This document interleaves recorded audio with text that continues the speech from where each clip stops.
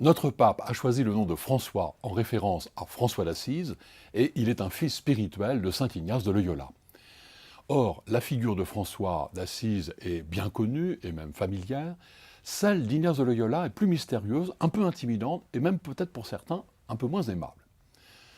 En fait, sa personnalité est extrêmement attachante et nous ne manquons pas de documents pour la connaître. En particulier, une autobiographie, le récit du pèlerin.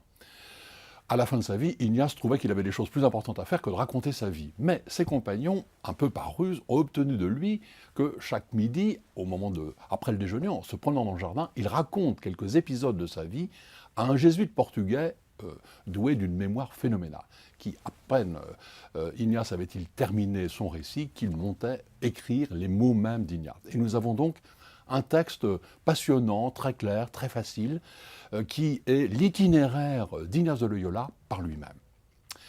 Vous le savez, Ignace de Loyola est né en 1491, une année avant la découverte de l'Amérique. C'est un noble basque qui rêve de briller dans la carrière des armes et qui met son honneur à servir son suzerain. Il est blessé à Pampelune par un boulet français et c'est un tournant de sa vie. Immobilisé pendant de longs mois, il lit en alternance les deux seuls livres qu'il y a dans le manoir. La vie d'Amadis des Gaules, récit roman de chevalerie qui l'exalte, mais qui après lui laisse un goût un peu de tristesse et de dégoût. Et puis, La légende dorée de Jacques de Voragine, et les exploits des saints l'exaltent aussi, mais le laissent dans une joie durable. En fait, il décide de servir le vrai suzerain, le Christ. Commence alors quelques années une sorte de noviciat, comme ermite, mendiant, qui sera la matière de son œuvre majeure, les exercices spirituels.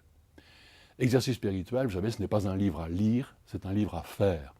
C'est une méthode de prière, ou plutôt un itinéraire, pour discerner quelle est la volonté de Dieu sur soi et se disposer à l'accomplir. On connaît la fécondité extraordinaire de ce livre.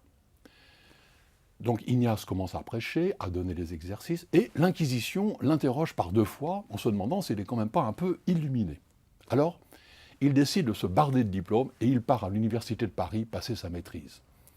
Il y est ordonné prêtre, il rencontre François-Xavier, Pierre Favre et quelques compagnons. Ils font leurs vœux à Montmartre et ils décident d'aller chercher le martyre chez les infidèles. Mais à Venise, pas moyen d'embarquer. Les barbaresques, justement, occupent la mer. Et donc, tournant décisif, les premiers compagnons font retraite et décident de rester ensemble, d'élire Ignace comme supérieur et d'aller trouver le pape pour se mettre à sa disposition puisqu'il est le gardien de la mission universelle. La Compagnie de Jésus est approuvée et fondée à Rome en 1540. Compagnie de Jésus, pas du tout au sens d'un bataillon militaire, c'est l'ensemble des compagnons de Jésus. Générosité, discernement, dévouement absolu à la mission, dans un cœur à cœur avec le Christ, voilà la spiritualité ignatienne. Commence alors 15 ou 16 années pour Ignace de gouvernement de la compagnie où il rédige les constitutions, écrit des milliers de lettres en restant à Rome. Quand il meurt en 1556, il y a déjà plus de 1000 jésuites. Donc, vous avez l'ensemble de ces écrits et les lettres dans un volume qui rassemble tous les textes d'Ignace.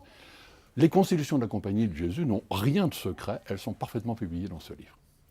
Si vous voulez un petit compendium, je vous conseille celui-ci, Voir Dieu en toutes choses, c'est un recueil de textes et de prières ignatiennes, vous aurez l'essentiel de la spiritualité d'Ignace.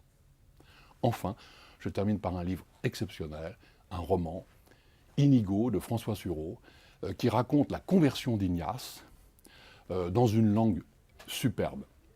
Il vient de sortir en poche. Vraiment, emportez ce livre avec vous cet été.